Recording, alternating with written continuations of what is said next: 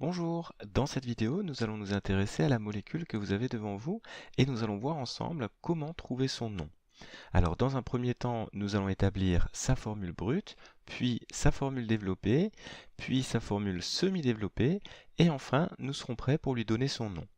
Alors, ce que je vous propose maintenant, c'est de mettre cette vidéo en pause, de faire cet exercice et nous, on se retrouve juste après. Voilà, nous allons donc commencer avec la formule brute de cette molécule et donc on peut voir qu'elle est composée de 2 atomes de carbone, elle est également composée de 3 plus 2, c'est-à-dire 7 atomes d'hydrogène et enfin d'un atome d'azote ici représenté en bleu. Donc la formule brute va être C2H7N. Voilà, maintenant on peut passer à la formule développée. Donc on va commencer en écrivant par exemple le squelette de cette molécule. Donc ici on a un carbone qui est relié à un autre carbone qui est lui-même relié à l'atome d'azote. Et puis on va compléter en rajoutant à chaque fois des atomes d'hydrogène selon la valence des atomes. Donc la valence du carbone c'est 4, donc ici je vais lui rajouter 3 hydrogènes, celui-ci je lui rajoute 2 hydrogènes, et l'atome d'azote sa valence c'est 3, donc je vais rajouter 2 hydrogènes ici. On peut maintenant passer à la formule semi-développée dans laquelle on va en fait condenser les H autour des atomes de carbone et de l'atome d'azote. Donc je vais pouvoir écrire CH3 liaison CH2 liaison NH2. Et voilà, nous sommes prêts pour donner son nom. Donc comme d'habitude, on va chercher la chaîne carbonée la plus longue.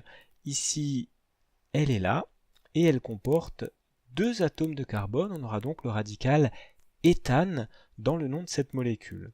Ensuite, je regarde ce que j'ai greffé sur cette chaîne.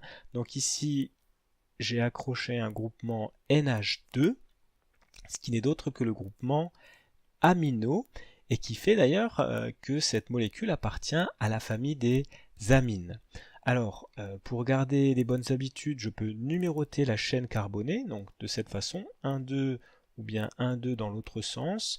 Mais en fait, ici, c'est pas vraiment nécessaire, puisque forcément, le groupe amino, il est porté ici par le carbone numéro 1. Donc, ça ne figurera pas dans le nom de la molécule. Alors c'est parti, on va voir comment on nomme les amines. Donc on va commencer avec le nom de la chaîne carbonée ici. Donc on a de l'éthane. Normalement maintenant je devrais mettre la position, le numéro du carbone qui porte le groupement amino, mais en fait ici comme je vous l'ai dit, eh bien je ne le fais pas figurer, et donc je termine tout simplement avec le suffixe amine. Voilà, cette molécule est donc de l'éthane amine que vous pouvez également retrouver sous la forme de éthylamine, on lui donne également le nom d'éthylamine, ou parfois aussi d'aminoéthane. Et voilà.